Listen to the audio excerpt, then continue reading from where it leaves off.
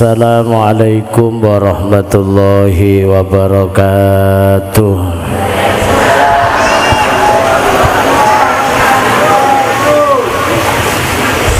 Bismillahirrahmanirrahim. Alhamdulillahi rabbil alamin. Wa bihi nasta'inu ala umuri dunya waddin. Wassalatu wassalamu ala asyrafil anbiya'i wal mursalin Sayyidina wa maulana Muhammadin wa ala alihi wa ashabihi ajma'in. La hawla wa la quwata illa billahil aliyyil azim. Amma ba'd. Hadratal mukarramin, para kiai, para alim, sesepuh bini sepuh ingkang tuhu kaula takzimi, Al Mukarram Bapak Kiai Haji Mizan Sya'roni, Al Mukarram Bapak Kiai Abdul Qatim, Al Mukarram Bapak Yai Wahid Zain Soho Takmir Masjid Jami, danipun Al Mukarram Bapak Haji Nur Huda ingkang kula takzimi, Bapak Kepala Desa lan sedaya pejabat, tokoh-tokoh masyarakat ingkang rawuh ingkang kula hormati, langkung-langkung dhateng segenap panitia penyelenggara halal bihalal wonten Wonorejo, Banyuwangi, Bandungan, Magelang. Leres Bu. Ingkang kula hormati bapak-bapak, ibu-ibu, jamaah pengajian sedaya ingkang dipun rahmati Allah, adik-adik, para santri, para generasi kakung putri ingkang kula tresnani, ugi kanca-kanca grup seni sholawat Rebana Wali Songo Sragen ingkang kula banggaaken, para pendukung acara, sound system, video syuting sedaya kemawon ingkang kula hormati, juga para pemirsa dimanapun berada yang bisa mengikuti acara sore hari ini, semuanya yang dirahmati Allah. Hadirin wal hadirat rahimakumullah. Ngawali atur puji syukur alhamdulillah saat menika kula sak rombongan saking Pondok Pesantren Wali Songo Sragen saged sowan dumugi Wonorejo, Banyuwangi, Bandungan, Magelang.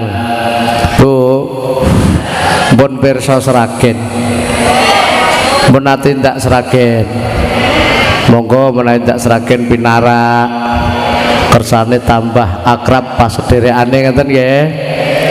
Gampil kok pesantren Wali Songo teng Sragen namung setunggal ngen kula niku. Golekane nggih gampang, mboten tebih saking kota. Perjalanane nggih mboten tebih, pirang jam Mas? 4 jam ya. 4 jam.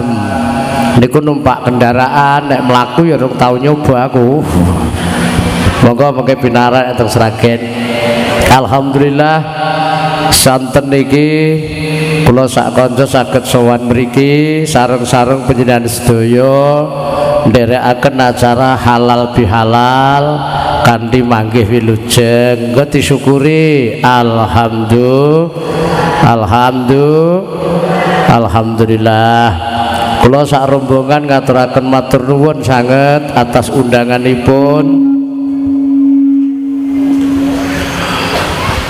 undanganipun. Derek remen, derek bingah ngaturaken selamat datang panitia atas terselenggaranya acara halal bihalal niki. Luar biasa niki panitia halal bihalal sing rawuh sak menten katahe.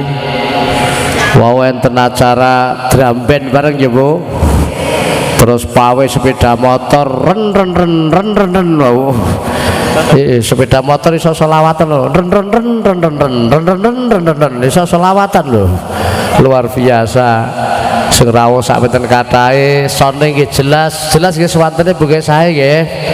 Muga-muga laris masane Mas, di syuting barang. Enten TV-ne mboten mriku Bu? Enten mboten enten TV-ne? Oke pun kersane dipirsani teng HP-ne dhewe-dhewe. Muga-muga terang ya Bu. sing rawuh ya sehat sedaya to. Alhamdulillah.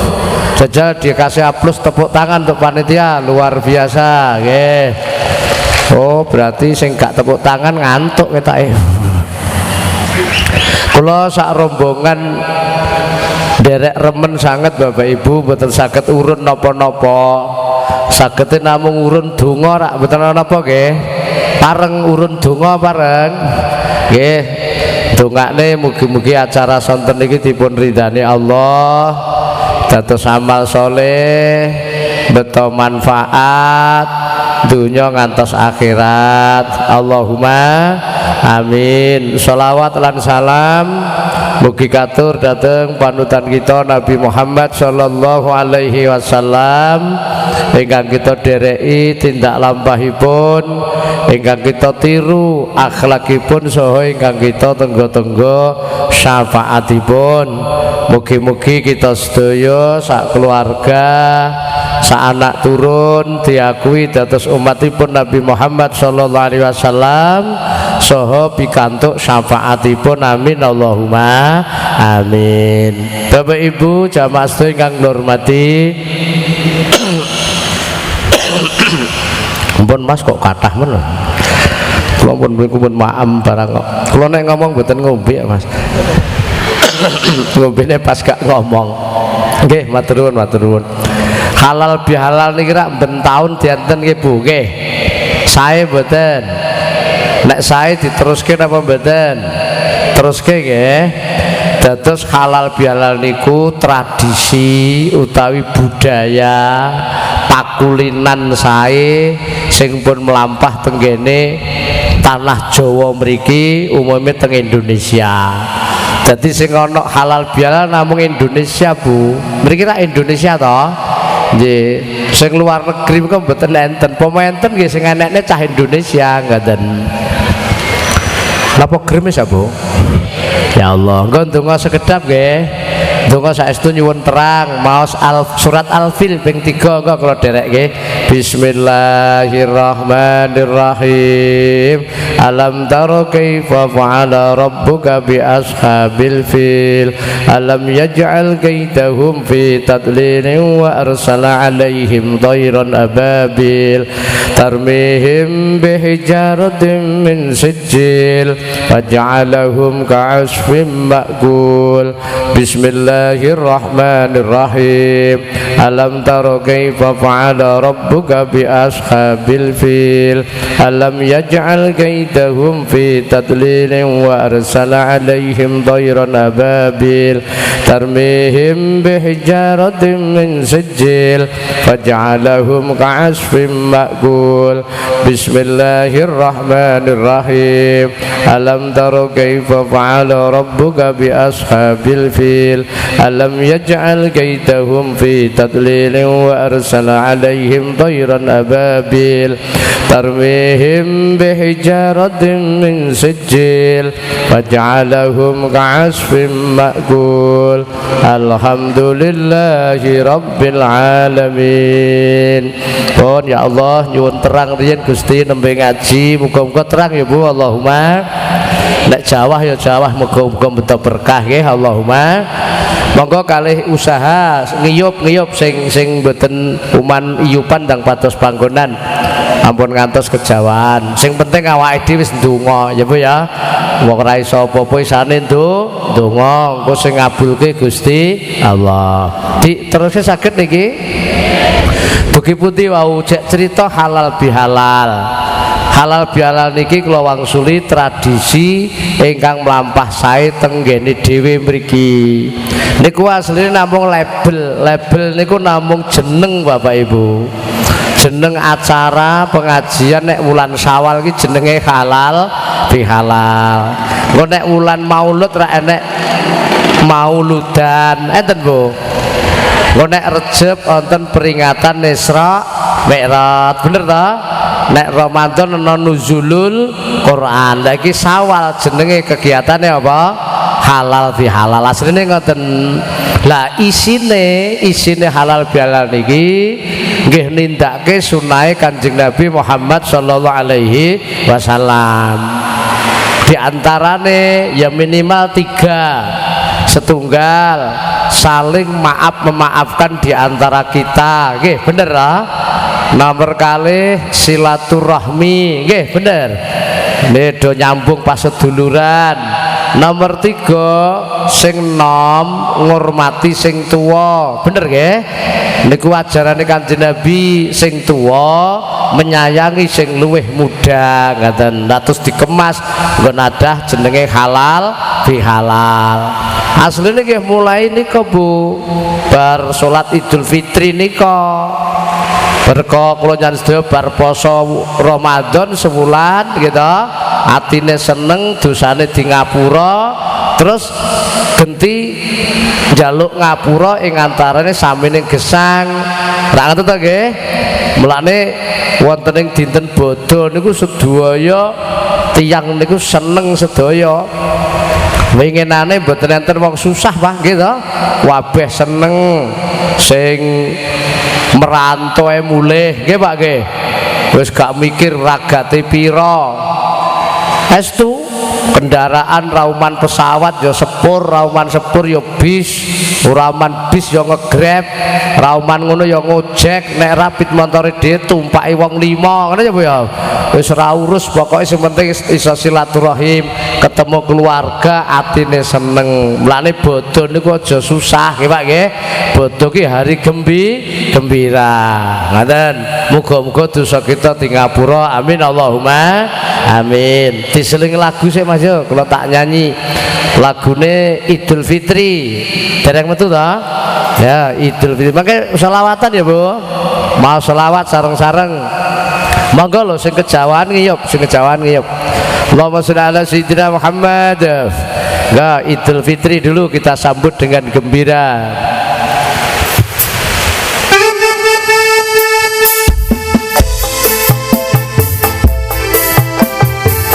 Monggo kali disambi Pak Bu. Senake telas.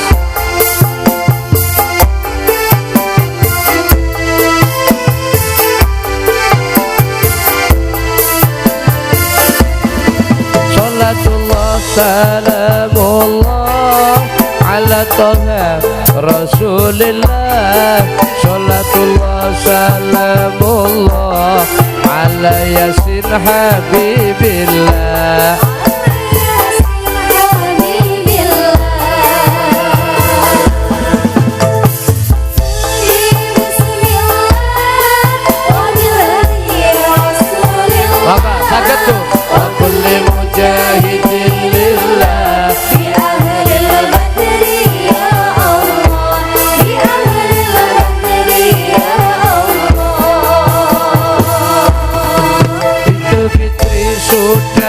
Tiba, mari kita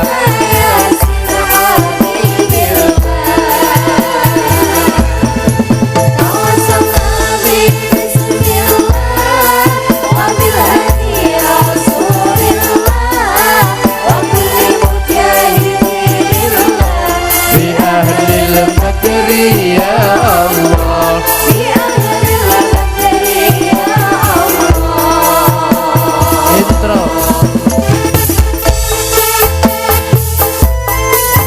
Sholli ala sayyidina Muhammad.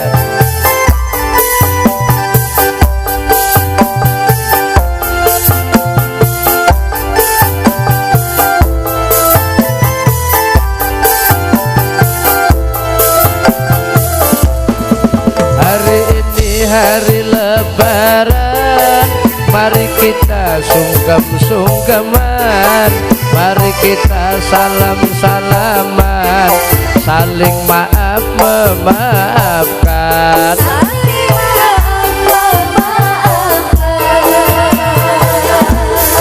Hari raya Idul Fitri setahun cuma sekali, mari kita silaturahmi agar bisa kembali suci. Maka Bu, ya Pak. Salatullah salamullah ala toha Rasulillah. Salatullah salamullah ala yasin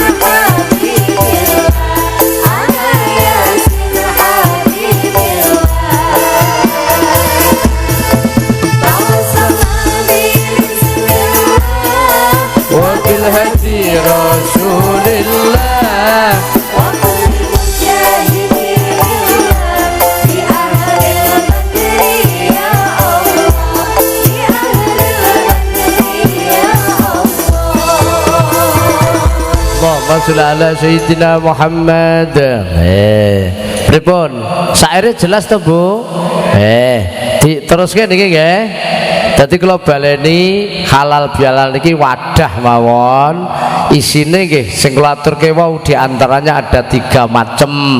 Nomor 1 saling maaf memaafkan. Ngopo kok dadak ana saling maaf memaafkan? Mergo kula njenengan sedaya niki tiyang niki sedaya gadah salah nggih Bu. Al insanu mahalul khata' wan nisyan. Menungso niku panggonan salah, panggonan lali. Ngoten. Lah cara agama wong salah iku entuke dosa. Paham Bu? Salah karo Allah ya dosa, salah karo sepadha-padha ya dosa. Ngoten. Bapak Ibu nate salah mboten? Berarti gadah dosa pira? Oh ngaku ya. Lah terus dosane arep jengke napa? Ditabung ngono. Nah, cara agama Bapak Ibu dosa niku diresiki nggih. Dosa niku reget diresiki. Aja nganti digawa, aja nganti digawa mati. Mati kok jek katutan dosa bakale nampa siksa. Ngoten. Ngajine alon-alon ben paham ya, Bu. Mergo napa Pak? Mergo zaman kula jenengan lahir neng donya biyen, bayi lahir kabeh gak nggo dosa, Bu. Iki rak bayi tuwekan to nggih. Bayi lahir gak nggawa dosa. Lah urip neng donya ki jane sederhana kok. Mbah diwehi umur 70 tahun apa 60 tahun apa 50 tahun apa 100 tahun monggo lah kon berusaha piye carane engko nek sedo ya kaya ndek lahir ngoten lho Bu. Piye maksude nek lahire ora nggawa dosa mati ya aja katutan insyaallah mlebu warga. Allahumma paham nggih, paham nggih. Lah gandeng awake dhewe gak ngerti kapan leh sedo, tapi yakin to nek wong kabar mati to nggih. Kan gak dikabari sok kapan. Mulane nek ngresiki dosa niku aja diundur, aja direndhe. Bahasane sami mboten kali seragen. Ayo nerakna Bu, aja diundur, aja ditunda, selak kedisian mati. Pripun saged ditampi? Sing bener ngeten Bu, jenenge reget ki ndang cepet diresiki ngeten lho. Kaya pakaian kotor cuci, reget cuci terus aja ditunda. Mosok nunda kotoran pakaian setahun ku dadi kaya apa? Ngertos nggih?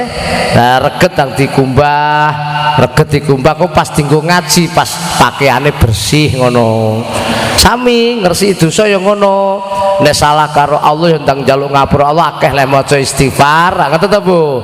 Salah karo bojo njaluk ngapura karo bojo, salah karo wong tuwa njaluk ngapura karo wong tuwa. Paham to nggih? Salah karo kanca njaluk ngapura kanca, selak kedisian mati. Nek wis mati kan gak iso njaluk ngapura. Ngoten nggih? Paham to niki Pak? Nggih, nek cara ngaji fikih Bapak Ibu, Bu, toya pipis niku najis mboten. Lah rak kon ngresiki to. Mulane cara agama ki angger pipis ya terus cawik. Ngono rasa ditunda-tunda gak usah. Bar pipis cawik, bar pipis terus gitu. Engko dadi nang endi-endi ki gak nggawa najis. Ngertos? Paham nggih? Aja kok ditunda. Kowe mau bar pipis nek gak cawik ngopo? Lah engko ya pipis neh, aja ngono. Paham Pak? Mulane penting kita saling maafkan. Mulane kula elekne monggo sinten sing ngantos dinten iki dereng nyuwun ngapura kalih sederek-sederek ndang selak engko nek sawale telas niku wis angel neh Bu. Soale napa bulan Syawal niki bulan sae atine wong niku lunak ngoten lho Bu. Wong do ngaku salah kabeh kok nggih to. Mriki enten mboten tradisi nek petuk kanca njaluk ngapura ngoten niku. Yo luputku disepura ya, padha-padha enten ngoten niku. Lah ya nggon aku ya enek Bu, tapi engko nek wis gak Syawal wis gak ana. Atine wong hanya atos neh kok. Mulai saestu mumpung niki cek Syawal sepidah malih nggih. Ayo disempat-sempatke do njaluk ngapura perune apa? Dosane ben resik. Amin Allahumma. Amin Allahumma. Pripun? Setuju Bapak Ibu? Iki penting lah tak walik sing tau disalahi ya rasa angel-angel maringi ngapura Bu. Nggih, wong ki ya tepa slira. Maksud tepa slira ki ya tepa slira, ngertos tepa slira. Nek moh dijiwit ya aja diwit, nek moh dinyek ya aja. Ra ngono ya Bu. Nek pengen di ngapura ya gelem aweh ngapura, ra ngoten Bu. Jajal kula takoki, Ibu, Pak ayam mejen. Jangan nate gelakne tiyang mboten. Nate gelakne wong mboten. Nate ngono kuwi pengen di ngapura ora? Pengen. Tak walik tau digelakne wong ora? Di ngapura ora ngono kuwi. Lho meneng jajal piye kuwi? Ya kudu di ngapura ya Pak ya. Jenenge saling maafkan. Kok kita gak setuju toh? Setuju ya Bu? Pokoknya ini penting urusan ngapura ki. Soalnya apa Bu? Engko nek wong gak gelem aweh ngapura, ndek dhewe gak disepuro Allah iki sing medeni. Nggih Bu. Allah modele ngono kuwi. Allah iku gelem nulung wong sing gelem nulung. Mulane wong nulung ditulung, wong welas diwelasi, gitu. Nggih, wong nyayangi disayangi, wong mencintai dicintai. Bener nggih? Wong memaafkan dimaafkan, ngeten. Engko nek sampean angel gak aweh ngapura, Allah gak aweh sepura lho Bu. Makna jane istilah tidak ada maaf bagimu aja. Bahaya wong muni ngono iki ndek gak disepura Allah. Kok kita gak setuju? Paham ya Bu? Wis to rasa nek dendam. Tak wae contoh, upamane ibu lagi tukaran karo kakunge, upamane kisruh, upamane kata to. Jane sing lanang ya wis jujur njaluk ngapura asline. Bu Edole, aku njaluk ngapura wingi aku njipuk dhuwitmu ora kandha. Njaluk ngapura ya Bu, ora iso. Sing wedok angel upamane ngono. Wis enggak ada maaf bagimu. Waduh. Yen iki jenenge sing wedok wis aweh sepura dereng. Dereng lah kok ibu ini malah bengi Bu bar tahajud ke maca istighfar nangis. Astagfirullah. Istighfar gak jarung ngapura ning Gusti Allah lah. Astagfirullah ya Allah ya Allah. Astagfirullah ya Allah ya Allah. Gusti nyuwun ngapura ya Allah. Ngono ku kira-kira kalih Allah di ngapura mboten? Mboten Bu. Allah ngendika ngene kira-kira Bu, iki piye? Wong kowe gak gelem aweh ngapura bojomu, njaluk ngapura aku. Rak ngono ya Bu. Aku ki pangeran sing maha ngapura. Aku gelem nyepura wong sing wong iku gelem nyepura marang sepadane. Gitu maksudnya aku. Kok yori sapa kuwi? Paham ya Bu? Wes pokoknya ini penting aja nganti ana dendam di antara kita. Oke? Maaf memaafkan, ben dimaafkan oleh Allah Subhanahu wa taala. Suben ben mlebu warga. Amin Allahumma. Dewe sore. Mriki biasanya pengajiannya rampungnya jam pinten? Jam gangsal. Kuat. Nggih, sekecakne mengke tak mantuk riyen nggih. Panjenengan cedak lah kuat wis rasa diwatesi ikhlas-ikhlasan ya Bu ya. Tapi dilajengke cek kuat iki. Siji nomor kalih Bapak Ibu, silaturahmi wi isine halal bihalal ki yo ajarane Kanjeng Nabi nggih. Kayak niku lho Bu, mriki enten tahlilan mboten. Lah jenenge ki tahlilan ngono tok jenenge, tapi isine kan enek wong sedekah, gitu. Enek wong donga, maca Yasin, ya Bu to, maca la ilaha illallah, maca istighfar, bener nggih? Padahal jenenge mung tahlilan ngono tok. Kiai-kiai mbiyen iki ngoten pintere, Pak. Awake dhewe garek ngenut rasah ngowah-ngowahi. Perkara ana sing ngomong bid'ah yo ben kono wong kono urusane dhewe-dhewe ya Bu. Nek mriki jek kulino tahlilan. Warga NU to mriki nggih ketara senengane berkat kaya aku. Heeh. Allahumma sholli ala sayyidina Muhammad. Nomor kali tak baleni Bu, halal bali isine apa? Silaturahmi. Maupun kula critakne ngantek lebaran ki wong mulih kok ngendi-endi serang gagas biayane pira nggih napa nggih? Beteke mung arep silaturahmi nyambung sedulur. Padahal kuwi pemerintah juga nganjurke lho Bu. RT, RW, lurah, camat, bupati ngantek presiden nggih mboten nganjur kok besok kalau lebaran pulang kampung gak enek perintah ngono kuwi. Mboten enten to? Malah nek dilarang malah do ora setuju. Kenapa nggih? Saking pengene silaturahmi. Lah niku Kanjeng Nabi ngendika man ahabba ayub sata fi rizqihi wa yumsa'a fi atharihi falyasil rahimah. Sapa wonge sing pengen dijembarke rezekine lan dipanjangne umure kon silaturahmi. Sering mireng lho nggih Bu, pengen panjang umur mboten? Pira nyuwun umur pira engko tak aturke Gusti Allah pira? Tenane 200 tahun mani. Lho, kesuwen lho jare njaluk dawa. Pira Pak? Bapak-bapak pira umur pira? 150 sedengan ya kok malah guyu. Pira? 100 tahun mani? Heeh, 100 tahun ya Allah kula nyuwun niki Piyayi Wonorejo nyuwun umur 100 tahun. Wis tak aturno. Bapak Ibu ingkang kula hormati, awake dhewe gak usah mikir umur pira, gak usah larung ora ngerti. Nggih Pak nggih? Wong kuwi wis dirahasiakne karo Gusti Allah. Tugas awake dhewe malah fokus ngiseni umur mawon, Pak. Kula sering tau nyaosi contoh, umur niku kaya sawah. Ngertos sawah to? Tidak kata petani ya, Bu.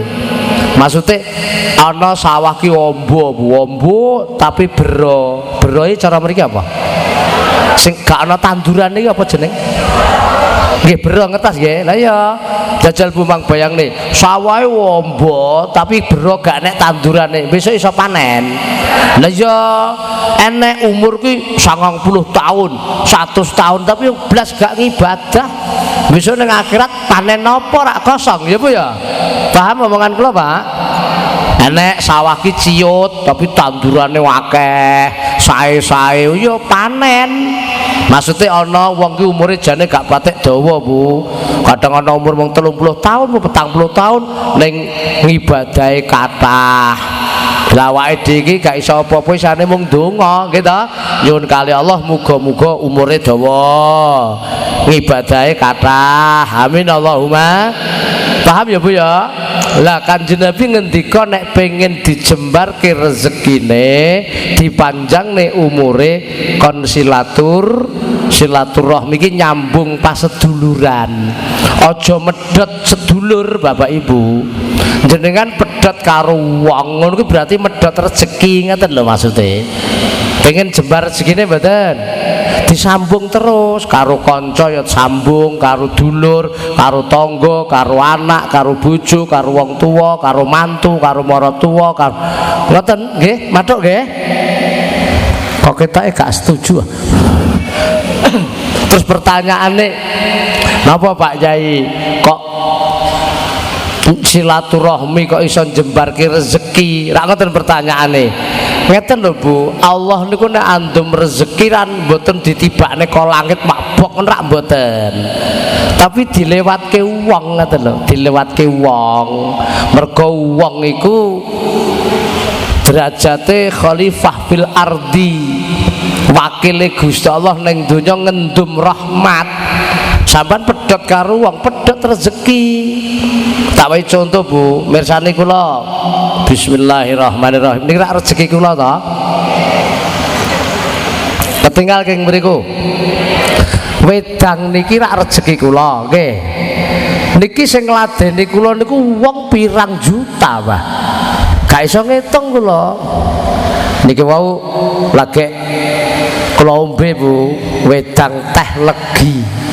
Sing godhog banyu ki mau sapa? Banyune mau digodhog mboten Bu? Iki wong panas kok. Aku gak eruh tapi mesti wong, liyane wong gak iso. Ngertos?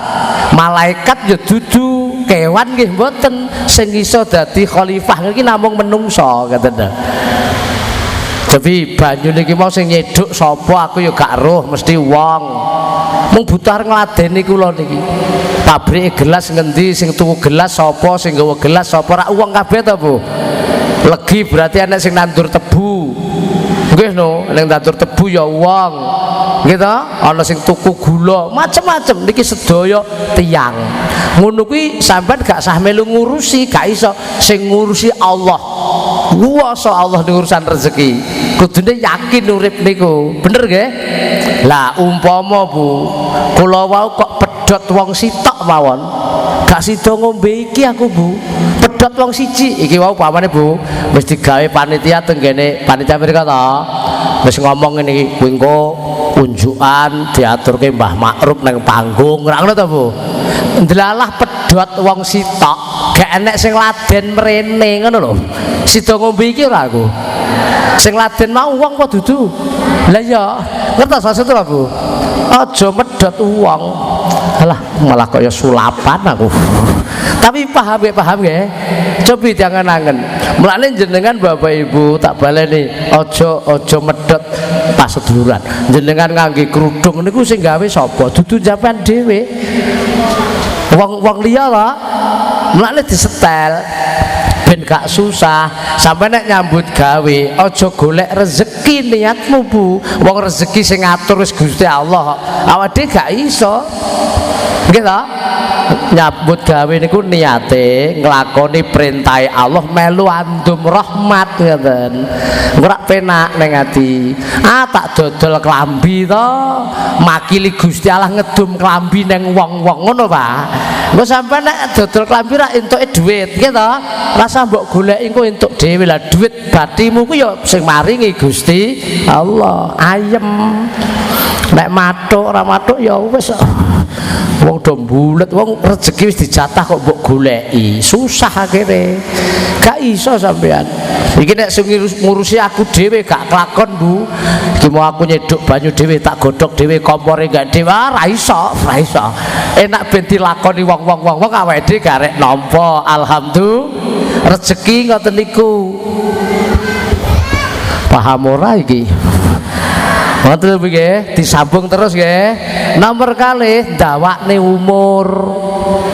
Lah nek sing ragu meneh, Pak Yai, mosok silaturahmi kok njembarke rezeki. Bu, umpama ana wong nggih gak duwe apa-apa belas ngono. Mang dolan nggone kanca ngono ora wareg karepe dhewe sampean. Praktekno ora percaya. Rasah njaluk ora disuguh apa-apa. Ya Bu ya. Iku Kanjeng Nabi gak ngapusi. Lah kok ndawakne umur, Pak? Anane jek iso dolan mrono-mrono, berarti sampean jek urip. Anu paham ya?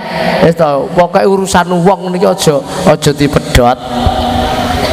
Nek jenengan sedaya sedulure akeh, kancane akeh, tanggane akeh, akhire uripe dadi rukun. Nek rukun marane ayem, bener mboten?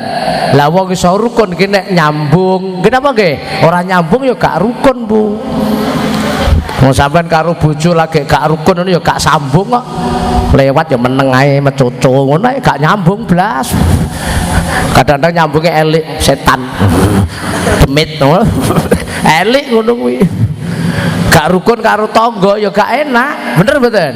Arep lunga dadak mikir engko kek petuk nang kono ora enak blas. Arep mlebu masjid dadak tekok kancane, wonge ning jero, heeh ra sida mlayu, sane sandale keri. Enak niku rukun, ngaten nggih? Guyub rukun. Tak tembangne cara Sragen. Urip kudu guyub rukun.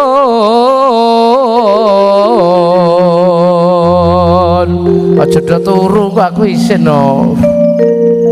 Mring sepadha-padha. Setuju? Seneng silaturahmi.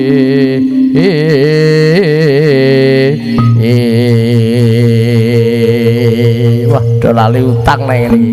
Sampun napa nggih kertas tembang ngeten iki, Bu? Maca pat niki pocong.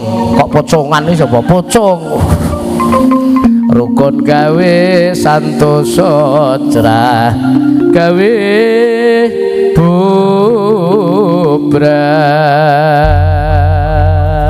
Wah gonge sangar men tibane lagu ya Bu. Mriki nggih enten tradisi campur sari Bu. Nangis sajroning batinku. Lagu apa kuwi? Gak ngerti apamu siang pantoro. Ya apal bareng iki ya. Ya Mas, digawe syair silaturahmi wantu butuh wong liya. Wong yen akeh sedulure bakal dikampangake sembarange.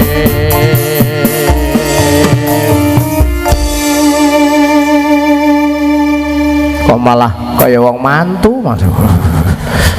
Enak ya Pak. Mas operator son masukan Mas jeng ben milih anu nek notosan niki ada yang dimasukkan menghadap panggung rak sae tolong nggih nek mriko lah loro niki pemoking mriko madhep mrirak tambah empuk sae sone hanya penempatannya kurang pas sithik dadi iki namung suara ning panggung iki Mas ya kontrol ya top lho soal niki pripun nek do mulih ampun do kondur Bu sing mulai dhisik tak dongakno selamat teko omah sing ngenteni donga muga selamat teko swarga.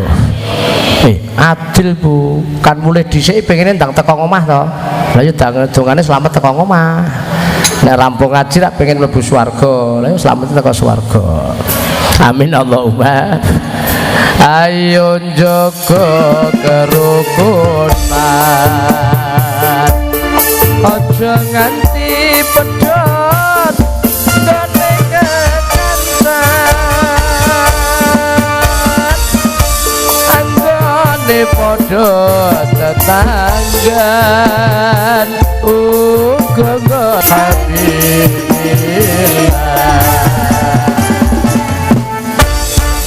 Allahumma sholli ala sayyidina Muhammad.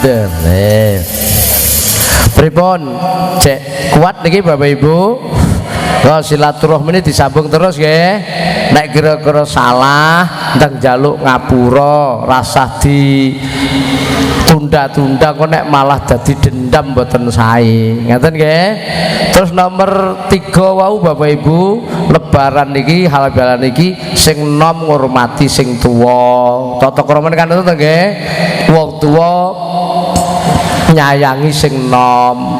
Mula wingi lebaran ki ya Allah sing nom do sowan nggone wong tuwa ya Bu ya, nggone gurune bener nggih, mara tuwane sak piturute, sing bae nyangoni putune nggih. Mriki usum pitrah ngoten mboten. Walah ya Allah, masyaallah sing sugih ya lomo, sing melarat ya lomo. Nek putune gak moral malah bae susah. Nggih napa mboten? Lho lah putuku gak rene terus tak siapi amplop 15 ya Allah ya Allah. Nggih wingi ngono to Bu. Terus kabeh wong seneng omahe do dibuka kabeh. Siap jajanan ning ruang tamu. Sidane ya gak ana wong mangan wong tamune wareg kabeh. Mriki ngoten niku to? Sae tapi murong dina tok. Wis gak patek usum pitrah neh wisan.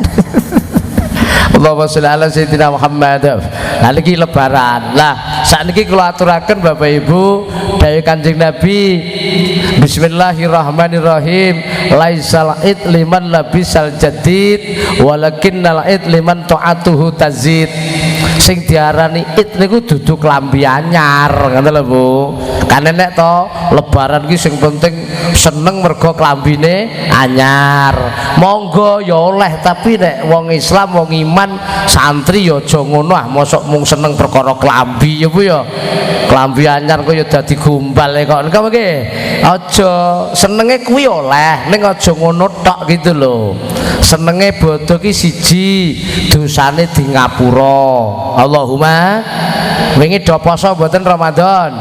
Lah nggih niku sing dawuh Kanjeng Nabi lho Pak. Man shoma ramadhana imanan wa ihtisaban ghufira lahu ma taqaddama min dhanbi.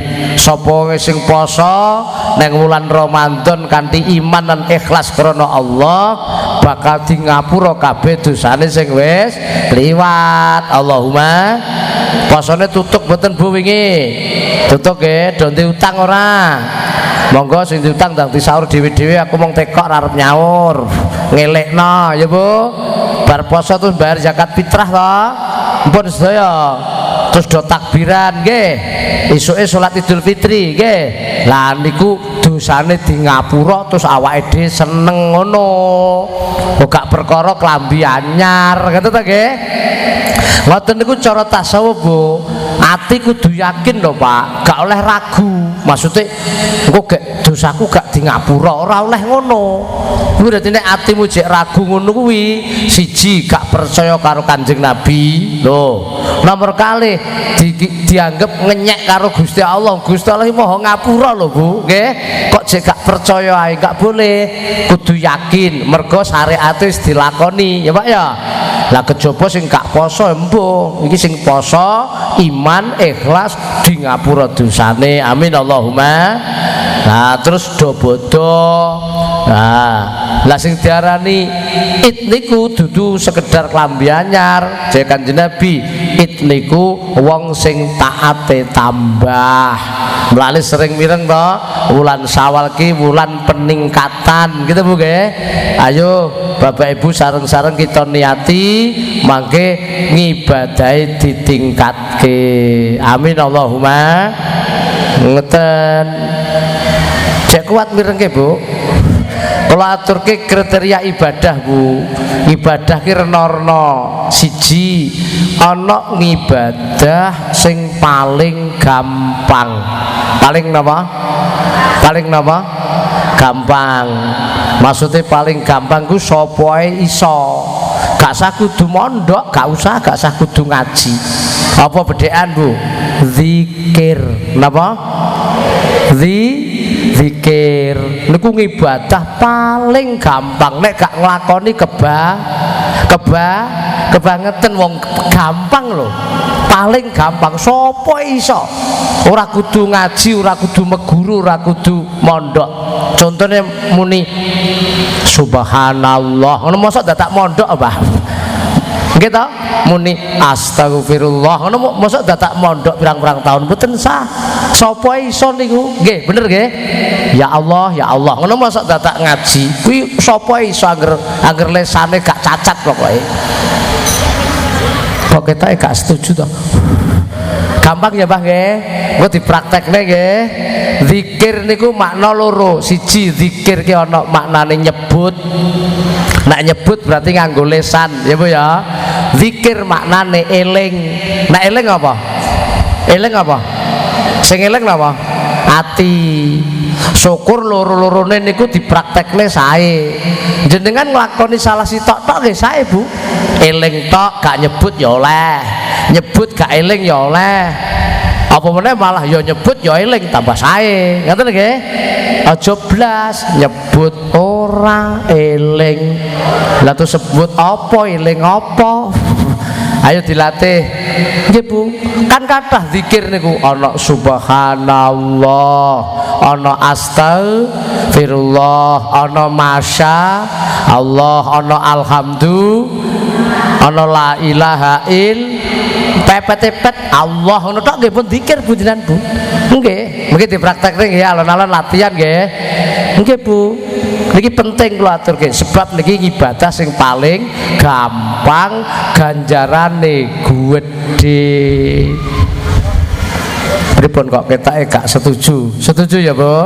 Paling gampang. Lah tak semangati Bu, jenengan ben yakin kehebatane zikir. Zikir niku rak nyebut to, sebutan niku luar biasa. Sapa sing disebut nggih niku sing berhubungan karo sebutan. Kayak pengajian iki Bu, sing paling kuwasa wau kan MC. Kula munggah mriki gara-gara jeneng kula disebut kok. Bener nggih? Acara salajengipun mauidhah hasanah ingkang badhe dipun aturaken Bapak Kiai Haji Ma'ruf Islamuddin saking Sragen. Ngono kuwi sing jenenge gak Ma'ruf Islamuddin yo Moh munggah rumangsa ora kepanggil gitu. Akhirnya sing rumangsa jenenge Ma'ruf Islamuddin ya kluyur-kluyur kok kono rene ngono. Mung gara-gara disebut nggih, disebut to. Iki sebutan itu luar biasa. Dadi nek jenengan nyebut Allah nu sing hadir Gusti Allah, Bu. Nggih, jenengan kok maca selawat sallallahu ala Muhammad ku sing hadir loro. Sapa? Allah kalih Kanjeng Nabi. Nek gak mbok sebut gak hadir. Jajal jenengan wau petuk kula ning dalan, sampean meneng ae kira-kira nyambung mboten? Mboten. Beto nek Pak Yai napa rak ngono kita. Sebutan niku penting. Zikir dilatih. Apa meneh Bu dikulinakne nek badhe nandangi napa-napa donga Bismillahirrahmanirrahim ki sing mbok sebut asmane Gusti Allah, berarti sing hadir Gusti Allah. Ngeten. Saged nampi nggih? Ngaji ngeten mboten abot to Bu? Insyaallah saged dilampahi nggih. Kanjeng Nabi ngendika kullu amrin dzibalin la yubda'u bismillahi fahuwa aqta. Saben-saben perkara sing sae kok gak dikawiti nganggo bismillah, mongko gawean iku pedhot saking rahmate Gusti Allah. Pedhot ki gak nyambung ngoten. Cara wong gak wawuh. Jenengan simpangan karo Pak Lurah kok sampean gak nyebut yo gak luruan. Beda nek teng pundi ya Pak? Arep nang warung lagi nyambung gitu nggih. Sampean gak nyebut Allah blas sing mbok gawean sing mbok lakoni gak enek ganjarane Bu. Tapi nek wis bismillah masak, bismillah nyambel, wah niku gawean sampe tuk ganjaran. Ganjaran ki besok nang akhirat leh ngunduh sak lawase. Oh, zikir ki sithik ning ganjarane luar biasa. Emane-mane gak dilakoni. Piye kok meneng? Paham nggih? Jenengan kira tiang Magelang ya Bu. Engko nek enek wong nyebut Magelang sampean mesti krasa. Sing disebut Magelang lho dudu jenenge sampean lho. Dan ziarah Wali Songo nate numpak bis neng Jawa Timur. Dalah petuk kula neng Surabaya neng Sunan Ampel kono. Aku ketake kaya wong Wonorejo iku. Aku bengok, "Hoi, Magelang!" Ora wong sak bis noleh kabeh. Bener mboten? Sebutan Magelang ngono tok iku lho iso ngingerke gulune wong sak bis. Sing pun nate haji umrah Bapak Ibu nek teng Mekah nang kono antri bis ini dudoi bis yo gak kok makruf kene gak Indonesia ngono Pak. Wong Indonesia moro kabeh. Sing enek kaitane Indonesia langsung moro. Padahal sing disebut Indonesia dudu jenenge wong. Wis hebate sebutan niku ngoten niku. Mulane diomongi aja sok muni elek. Bener ya Bu? Sebutan ki sing sae. Mergo sing mbok sebut ki sing hadir. Bismillah niku sing hadir Allah. Seneng aku meneng kabeh. Paham ya? Alhamdulillah terang Pak. Muga-muga terang. Ya Allah nembe ngaji nyun terang lho. Malah sengenge ngene. Oh, kiblate mriku nggih. Nggih, ben aku gak bingung alhamdulillah. Paham ya Bu? Lah ngelatihane sedang dianyai. Lah niku Bu nek gak sempat nyebut nganggo lesan minimal nganggo hati. Kan teng Quran enten ala bidzikrillahi tatmainnul qulub. Ngerti ya ilingahe wong Magelang, wong Wonorejo, zikir marang Allah iku iso nentremne ati. Dadi nek nek wong kok susah berarti atine ora gelem. Paham ya Bu? Nek atine zikir dikancani Allah, mosok dikancani Allah jenengan susah. Wong Allah ki Maha Murah, Maha Lomo. Wong sampean iki lunga karo bojone sampean gak nggo dhuwit blas ning bojomu nggo dhuwit sak tas sampean susah mboten? Mboten duwe bojo sugih ngono gak jikuki apa-apa ben dibayar wonge ngoten lho nggih. kancane Allah mesti atine ayem nek dirasakno zikir ya Bu.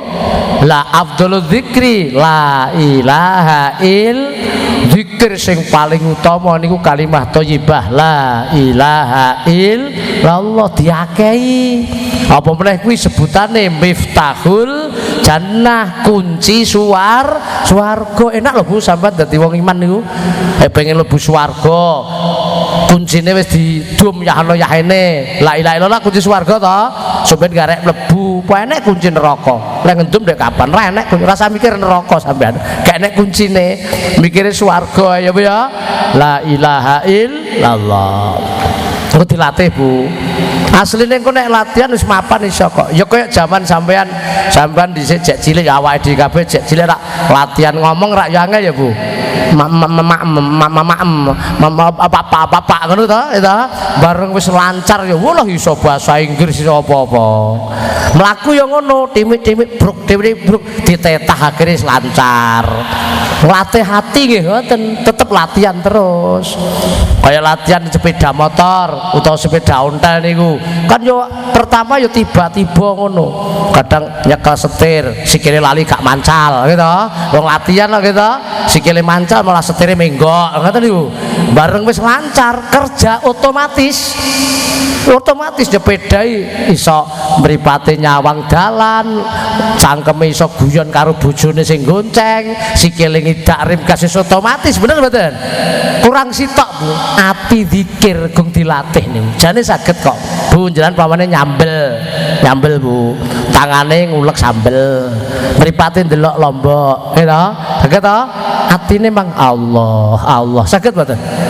batine akeh niku aja ngenteni sampean longgar lah longgare kapan po enek ning donya longgar donya ki repot kabeh rong duwe pengen duwe bareng duwe repot jaga donya niku luwe repot golek panganan bareng wareg repot golek WC donya iki ngono kuwi kok guyu to kapan longgare gitu Bu ganti kelambi pengen tuku kelambi bareng di kelambi repot ngumbah repot nyuci repot nyetrika bener toh gak iso nek gak mbok sambi kadang-kadang nek sampean sempat zikir muter tasbih madhep ngulon alah 2 menit yo tasbihmu jeglok ora percaya subhanallah ilang enak nyambi niku sedina entuk pirang juta zikir sing ben ditundho ning akhirat alhamdulillah dilatih ya Bu tunggu toko timbang ngalamun subhanallah rasah muni gak apa atine mawon Bu mboten apa-apa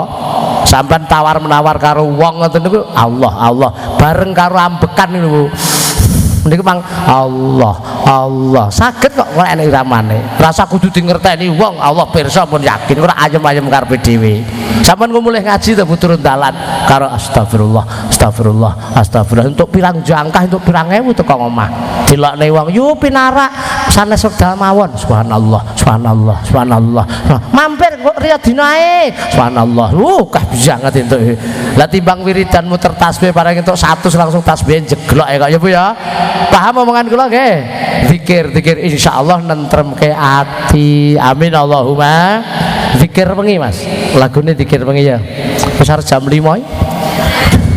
wis jam 5 ya jamu jam pira gean wi jam 3 jam amah wi zikir wengi ya Allahumma sholli ala sayyidina Muhammad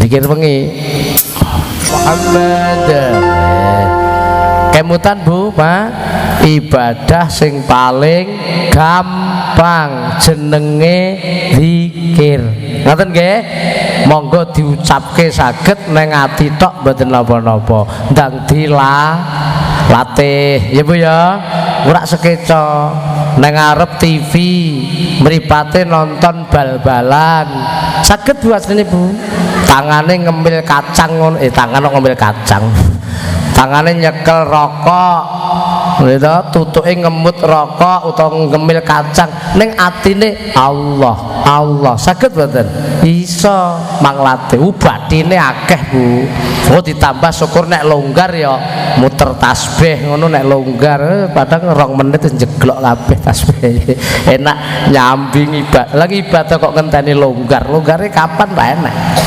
cek kuat niki neruske Bapak Ibu paham to niku paham nggih nomor kalih napa ana ngibadah sing paling penting paling napa Bu sami mboten kalih wau benten to nek ora paling gampang sapa iso nek niki paling penting berarti gak oleh ditinggal ngoten lho napa bedhekan salat 5 waktu niku aja ditinggal repot salat longgar seneng susah sehat lara salat gak oleh ditinggal Bu nggih tulung nggih sok-sok niku masyarakat nggih sok enten sing dereng paham anggere nek keluargane sakit iki malah gak patek diurusi salate kok bapake gerah opnam umpamane ibuke nunggu lah kok anake tekok ibu apa bapak nek mboten salat lagi gerah ya ngono ku piye Bu aja justru nek pas sakit niku urusan salat iki malah kudu dilekne terus ben salat sak sagete ngoten nggih Mbah Allah ki anu kok murah maha murah agama iku solusi gampang yuridullahu bikumul yusra wala yuridu bikumul usra dadi Allah ku seneng sing gampang-gampang gak seneng sing angel-angel buktine nek salat gak kuat ngadeg ya kon karo lungguh ra nggih ngoten to nate mireng to ilmu ngoten niku gak kuat lungguh ya karo ngletak pokoke sak kuwate nek larane nemen ya sing penting jek sadar justru sing tunggu kudu anu enek krungu adzan tang cepet dilekno hayyalas shalah pak mun mancing isak monggo mang salat ben sak isone mriku ben komunikasi dhewe kalih Allah Subhanahu setuju ya Bu bedhekan wong lara niku rak risikone loro to nek ora mari lah ya jajal bar salat tok terus sedo rak husnul khotimah nggih napa nggih ngoten makne salat aja ditinggal repot to kaya apa ya tetep salat kadang ya ada alasan repot mau wis tak aturke neng donya iki gak mungkin gak repot kabeh repot Bu saestu pengen di bojo ngono kakon bareng di bojo ya repot ngopeni nyandangi nafkahi nggih napa nggih gong di anak ya bingung pengen di anak ya repot ngeragati repot dulang bener mboten Pak gong di omah pengen gawe omah duwe omah repot bendina nyapu ngancing lawang ora percaya nggih kon gak repot ra enek donya niku mulane kudu diselat asline kan wis didum ta wektu salat niku nggih to nggih wis didum kali Allah taala ngoten lho salat ku wis didum wektune nek subuh niku jam 4:30 esuk lha ngoten ta nggih zuhur ya awan sore ngasar surup maghrib bengi sak wis didum asline yo gak ngrepoti repote dadi wong tani iki lagu lawas ya repote dadi wong tani salate kadang apa maneh wayahe tandur salate wong Wonorejo pancen jujur ya Bu selawatan sithik ya Bu ya ki anu niate ngajak orang ngecek aja tersinggung ki ngajak sing do salate cek sembrono ki ben tambah semangat ngoten nggih repote wong garap sawah salate sak wayah apa maneh wayahe panen salate nganti kelang Allahumma kok iso amin iki walan kok amin naudzubillah ya Bu selawatan sik salatullah salamullah ala toha salatullah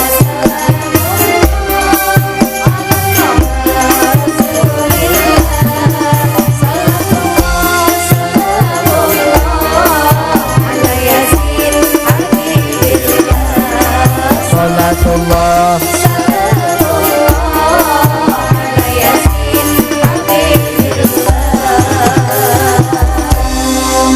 repote dadi pedagang salate digawe apa maneh dagangane lare surung salat ngakune kok kompak men to alhamdulillah ngono naudzubillah min niki ngajak lho nggih aja tersinggung para pedagang nggih ngono sok dielekne ngono tak tersinggung ora iki ngelekno niate ngelekno ngajak repote dadi sapa neh ya kiai ojo ora ilok mosok kiai digarapi ora ngapunten Pak Yai wong-wong iki lho aja oh ben adil tapi latihan sih latihan nek cocok terusnya gak cocok gak situ kiai ku piye repote dadi gak matuk gak enak lah piye maksud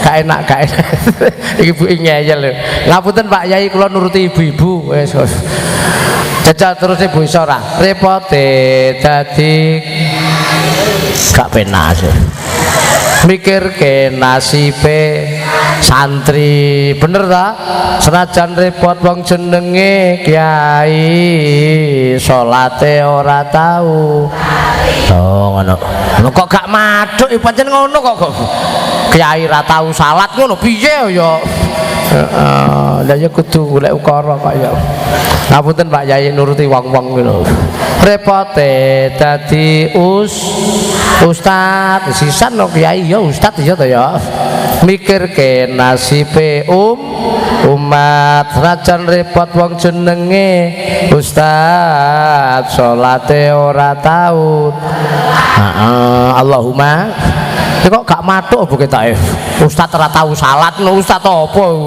ya aja kaya salat nggih ya salatullah ala toha salatullah ala toha salatullah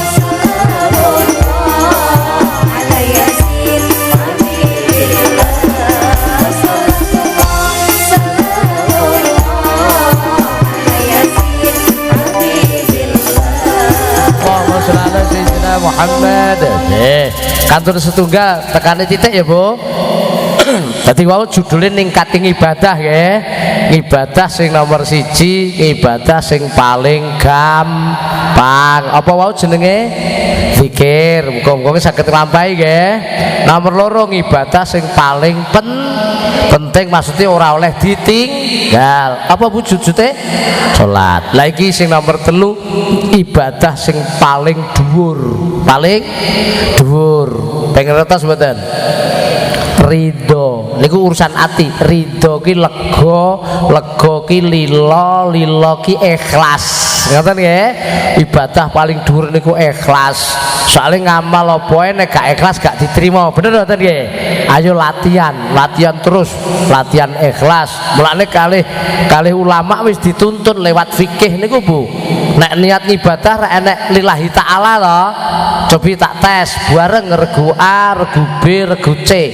Niate wudu 1 2 3. Nawaitul wudu li rabb hat asghari fardhol. Oh, enek lillahi taala loh. Ngertos maksudnya Bu? Wudune krana Gusti Allah, ikhlas maksudnya. Saged ditampi to? Cobi sareng niate salat isya berjamaah jadi makmum. Ayo usolli fardhol isya'i rakaatim mustaqbilati adaat mak. Oh, anak lillahi ta'ala. Kita apa nggih? Sing gak muni po gak salat ya Allah ya Allah. Nggih bener ta Bu? Lembe mawon tak tes niate poso Ramadan wingi. Ayo nawaitu sauma fardhi syahri Ramadan hadis fardhol Oh lillahi ta'ala nggih ngertos maksudnya nggih kabeh dilatih kon lillahi ta'ala iku maksude ngamal ki aja krana apa-apa mung krana Allah Subhanahu maksudnya yang nglakoni perintahe Allah aja pengen dilem wong perkara wong ngelem ya ben buyak ning aja dadi kepinginane awake dhewe ngertos nggih paham ya Bu ya aku tak maca Quran ben pek mantu rasah ngono ora usah lillahi ta'ala mawon matuk wingi ibadah sing kelas dhuwur soalnya ngamal ibadah iso diterima nek ikhlas niate haji bareng oh dereng do haji ya Allah muga-muga sing rawuh iki ndang iso haji umrah sak anak turun nggih Allahumma niate nggih nek lillahi ta'alane Pak nawaitul hajja wa ahramtu bihi lillahi ta'ala nggih ngoten umrah nggih sami nawaitul umrata wa ahramtu biha lillahi ta'ala jadi kabeh lillahi ta'ala dilatih Pak nggih latihan terus muga-muga awake dhewe ngibadahi esok ikhlas mulane Kanjeng Nabi pesen innamal a'malu bin niat ngamal apa iku kudu diniati ngamal apa iku hasil orane gumantung niat mergo niat niku kuat Bu niat niku kuat banget contoh Bu ibu jenengan teng peken niate pengen tuku terasi ngoten nggih ana wong tawa gula mbok tuku ora mboten ana wong tawa lombok serandal gah nek diwehi mungkin gelem kon tuku mah aku ora butuh serandal butuhku terasi mulih akhire nggawa kekuatan niat niku mulane sampeyan niate lillahi ta'ala ya krana Allah engko dinyek uang wis ra gagas ya Bu ya dilem dipaido disin-sin ra urusan sosok rak ya dipaido uang barang lho Bu yasinan rina wong gayane apa ya padune golek roti enek to ngoten niku sampai nek niate gak lillahi ta'ala ya iso ucul engko malah gak hasil wong niate gak kuat lho kok meneng paham ya ikhlas Mas lagune ngamal ikhlas ya jam 5 ya jam 5 lho Bu kurang sak jam seling sih kalau gak ada lagu judulnya ngamal ikhlas enggak dinikmati dulu kali disambi Bu seneknya telas alah mbok lebokne tas ngono telas wong wedok ngono kenapa Bu sae Bu wong wedok kan cedhake anak dadi ngono mikir anak aku luwe gak apa-apa sing penting anakku mangan ngono to nggih nek wong lanang ya angel ngono kuwi ya Mas yo ikhlas 1 2 3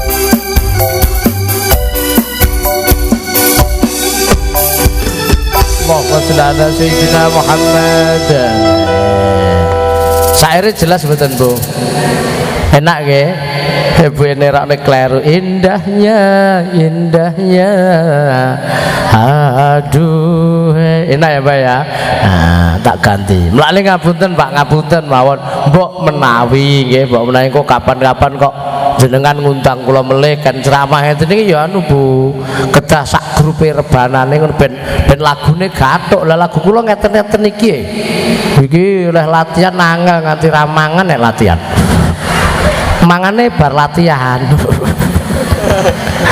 paham ya Bu ayo disimpulke ngajine sore niki muga-muga lantaran halal bihalal dosane di ngapura Allahumma diparingi panjang umur sehat engko ngibadahe meningkat Allahumma ayo dilakoni ibadah sing paling gampang apa Bu zikir dilatih nggih sak entuk-entuke nggih engko tabungane bisa ning akhirat nomor kali salat apa kok salat ngamal sing paling penting gak oleh ditinggal wujute salat nomor 3 ngamal sing paling dhuwur kelase yaiku ikhlas utawa ridho dilatih ibadah apa ae diniati lillahi ta'ala ngeten mugi-mugi enten manfaate lan kula sing ngomong ya muga-muga saged nglampahi jenengan ya tak dongane iso nindakake sedaya la haula wala quwata illa billahil aliyil azim muga-muga nang donya diparingi urip mulya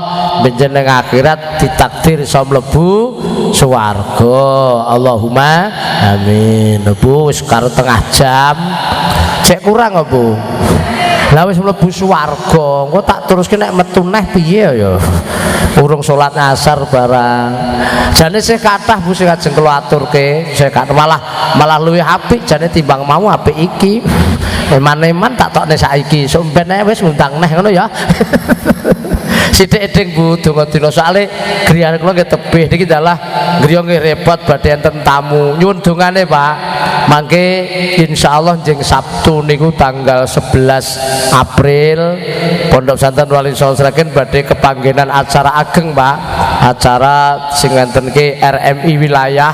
Jadi pertemuan kiai-kiai pengasuh pondok pesantren kali pengurus RMI sak Jawa Tengah. Dan iki wong pun kencan Gus Fatullah ketua RMI badhe rawuh teng Sragen. Wau kula nggih ngomong kali lare-lare nek kersa nggih nenggo nggih Abah keng Magelang nek mboten nenggo nggih mboten ana apa kula ngoten. Mane sithik-sithik nyundungane ya Bu. Muga-muga acara niku mangke Allah ridho, paringi lancar, aman, slamet, beto manfaat berkah dunia akhirat Allahumma amin. Saderenge ndonga Bapak Ibu, kula nyunuk dah sekedap soalnya nggih kathah sing do judul sing do tekok. Kula betakne jamu Bapak Ibu. Kula niku nggih wong santri dadi nggih apa jare kiai kula derek mawon. Riyen kula malah betok kaset. Bapak Ibu ngertos? Enten gak ada kaset-kaset kula Bu. Enten kaset, enten VCD niku nggih dawuh kiai Bu. Dadi kan apa nggih ceramah sak sagete terus dadi kaset didol kok penghasilane saking penjualan kaset kangge nguri-nguri Pondok Wali Songo. Alhamdulillah ya kena nggih tuku tanah. Monggo to pinarak Sragen nek dikira kula ngapusi. Muga-muga berkah ya Bu ya. Lah saiki jamane gak usum kaset. Akhirnya yai ndawuhi kan beto jamu. Juga niat tetulung teng masyarakat. Mbok menawa nek enek sing do sakit ku muga-muga Allah maringi sehat. Allahumma. Dore yai kula niku soalé sok masyarakat ya ana masalah sok gak wani matur karo kiai ngoten lho. Sing awakmu bedina rono-rono wis niatana tetulung. Bismillah. Mulane yo udah sekedap nggih. Pun nate pirsa to? Dereng niki jamu mboten obat Pak, jamu Jawa namine sarwa guna. Napa Bu? Sarwa guna. Ketinggal ya Bu ya. Niki ramuane kunir, kertas, kencur, jahe, suruh ngoten lho Bu. Terus dimasak terus didongani namung ngoten tok. Jenengan upami badhe ndamel nggih pareng. Jadi mulane mboten nangsal ndelikne ilmu. Monggo terus dikemas ngeten niki. Murah niki gangsal botol regine namung gangsal dosa. Nek gangsal dosa iki basa apa? Gangsal apa to 50 iki basane apa to? Basa Jawa iso sok angel ya Bu. Unyeng-unyeng iki basane apa ya gak enek lho Bu. Nggih. 50.000. Mungkin nek ngersakne mengke mawon bar donga tak promosekno riyen. Sabar sekedap ya Bu. Rak mboten ganggu to. Enten sing kemasane kapsul. Niki sak botol niki isine sekawan doso kapsul Bapak Ibu. Aturan minum sehari 3 kali, sekali minum 2 kapsul, jadi kangge seminggu niki. Regine sami 50.000 mong mboten saged mundhut eceran. Watake Mas tuku kapsule 3 mboten saged kudu sak botol. Ngaten. Terus sing warna putih niki kan kathah kangge asam urat, pegelinu. Ketika to enten melih sing warnane kuning niki kangge kencing manis, diabetes. Monggo mungkin sing putih sing cocok. Nek sing biru tua niki gorah suara. Nek pengen suwantene sae, pencegahan amandel, radang tenggorokan, sesak nafas, batuk-batuk niki Bu. Buke malah ngrasani kok ya wasis ya bakul jamu. Lah orang bisa itu karena terbiasa. Wong iso mergo kulino. Kula niku mulai tahun 2003 Bu betul jamu ngeten niki. Mong teng toko mboten enten, dadi niki mboten pabrik, dadi nggak bisa nyetok di toko. Nek mboten ngundang mboten retas. Nggih, ngantos sepriki. Niki cedak niki teng Magelang, wong teng Sumatera, teng Kalimantan, teng Hong Kong, teng Taiwan kula beto Bu. Mergo dawuh yai. Alhamdulillah nggih, kathah kok sing jodoh. Tak dongakno muga-muga ku ya jodoh teng mriki nggih. Allahumma. Enten melih pelangsing Bu nek pengen ceking monggo. Oh, ini biasanya gak dewani ngomong loh, tak gawakno.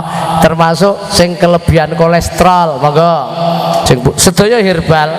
Nek niki madu niku dereng didongane pun enten khasiate, Pak. Madu untuk kesehatan dan kecerdasan otak untuk anak-anak, monggo. Pengenane enten Bu, biantun Pacitan mriku. Putrane kan sakit sampai gak iso sekolah Bu. Terus kula ngaos teng Pacitan dhek mundhut madu sak botol. Diunjuk telas sehat kok. Wong sak kampung atek gumun kabeh. Akhire teng Sragen mundhut weleh. Monggo mengke tak dongane uga kaya judo teng mriki nggih. Allahumma amin. Rak mboten ganggu ten niki.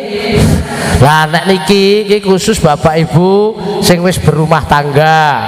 Pak, kapsul servis suami istri. Lho jajal piye karo bolo dhewe tak gawakno. Ketok iki rak sepele iki penting lho, Pak. Engko rumah tanggane ben tentrem Allahumma. Ya lucu rumah tangga pengen tentrem sing diservis kendaraane iku piye? Ya bojo diservis, mengki didongani. Lho nggih Bu, nek cerita tentrem aja mbok bayangne duwite akeh gak ngono. Tentrem ki ati to Bu. Sing disetel ya ati ning bar ngombe jamu iki sampe tambah kangen ngono karo bojo. Lah nek wis gak kangen karo bojo piye? Kangen karo cagak listrik. Kangen karo cendela ya kangen karo bojo. Sing lanang kangen sing wedok kangen sing lanang, pengene awor kan ayem. Lah nek gak kangen nyedak ora disentak innalillahi. Rodok rono, lalu gak enak blas ngono kuwi. Monggo mungkin dicoba. Nggih Pak nggih. Sing abang ki Pak jenengan bagiane kapsul pria perkasa jos iki. Bicara Mbah Marijan rosa-rosa lho. Apa enek sampean golek mubalek sak Indonesia mboten enten dodol jamu liyane kula wae to. Demi cintaku padamu. Bu ki wanita idaman. Wa awor mesra bila kamu di sisiku hati rasa syahdu ngono kuwi ayem terus meteng neh ngono. Jadi gak petuk seminggu rasanya kayak pitung dino ngono Mbak. Aja tukaran nek karo bojo ngedoke rezeki nggih. Malah niku kathah Bu sing jodoh niku lho Bu sing rumah tangga pun dangu dereng diparingi keturunan. Kathah sing jodoh ya sedaya kuasane Allah. Kenapa nggih? Muga-muga jodoh Allahumma. Kantor setunggal niki semprotan Pak. Lah piye wong enten kok Bu sing mboten saged ngunjuk kapsul niku enten. Dadi ngombe kapsul ki dibantu banyu yo gak iso kolu. Dibantu gedang entek kapsule mencotot metu neh. Lah ya. Niki ketok ya enek lho ngono. Lah iki dibetakne sing paling gampang. Amit semprotan nggih. Niki sapa-sapa iso niki semprotan nek. Nek jenengan jimpe napa gringgingen kula nate tengengen ngertos tengengen. Lah niku nggih semprot sehat to Bu. Mboten apa? Niki ambune nggih seger. Larangane mung situk tok, tidak boleh untuk mata namung ngoten. Nggih engko beleken disemprot aja ya. Niki ngeten Bapak Ibu, mengke sing ngersakne kalih kondur bar donga nggih. Sing mboten napa engko diladosi teng panggung mriki. Layani Mas ya. Nduk ya. Tek sing wingking nika teng kendaraan nggih enten. Sing lali ra nggo duit ya. Utang ki oleh cara agama sing penting disaur to. Tak warai utang gampang, utang koncone, utang tanggane kan nyaure gampang gitu. Utang kula ngoten no. Ya Allah begitu teganya sama aku, ya Allah ya Allah. Aja to utang koncone wae.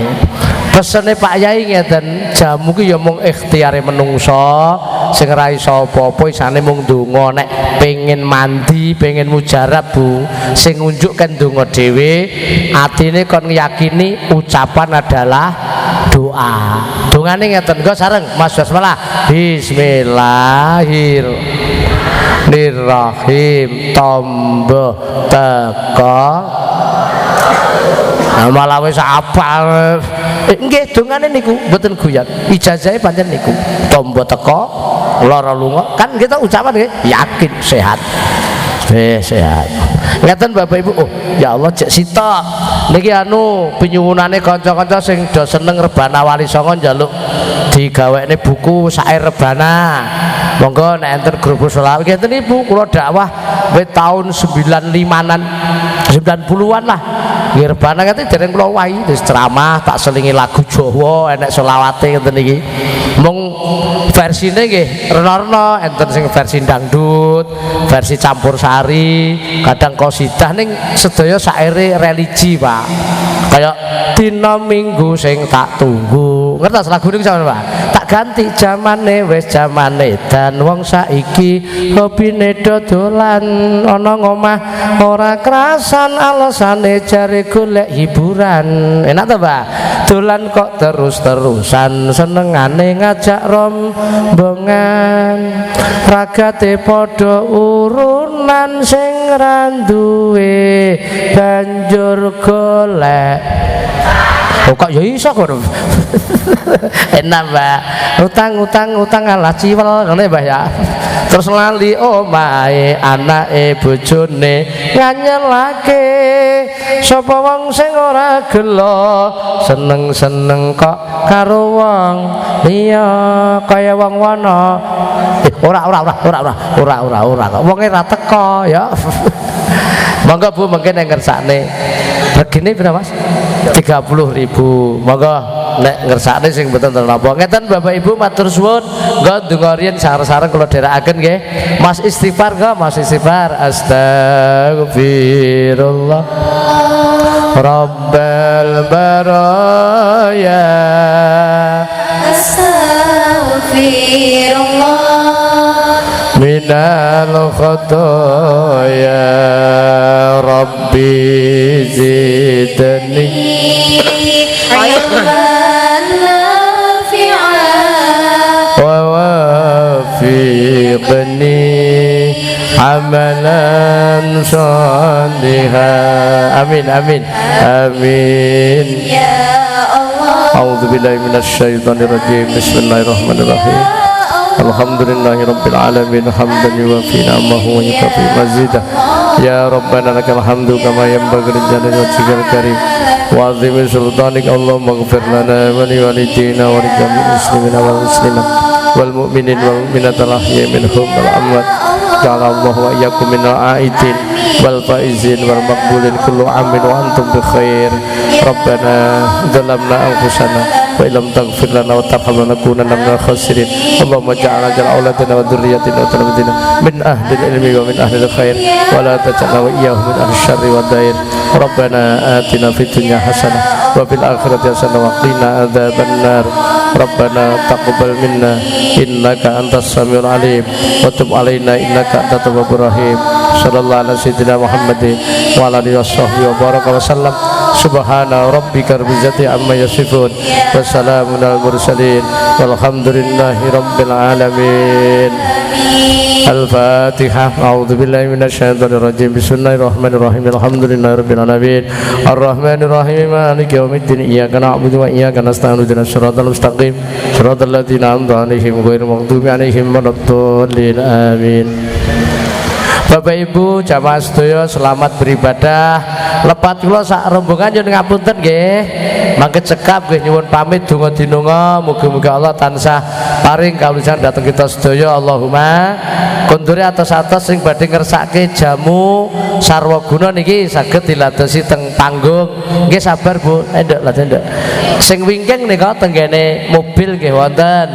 Sing mboten nggih mboten napa-napa. Nggih atos-atos sing penting selamat.